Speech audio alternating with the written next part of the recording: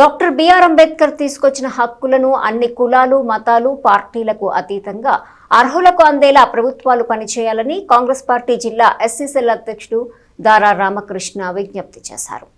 స్థానిక ముత్యంశెట్టిపాలెంలో doctor BR Ambedkar విగ్రహం వద్ద మంగళవారం కాంగ్రెస్ పార్టీ జిల్లా ఎస్సీసీఎల్ అధ్యక్షుడు దారా రామకృష్ణ ఆధ్వర్యంలో అంబేద్కర్ జయంతిని ఘనంగా నిర్వహించారు. అంబేద్కర్ విగ్రహానికి పూలమాలలు వేసి నివాళులర్పించారు.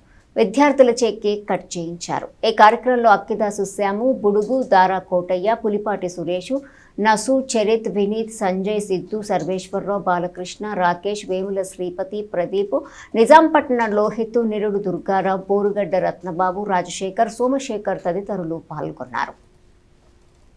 ప్రపంచ మేధావి, భారత రాజ్యాంగ నిర్మాత, బడుగు బలహీన వర్గాల ఆశాజ్యోతి, భారతదేశపు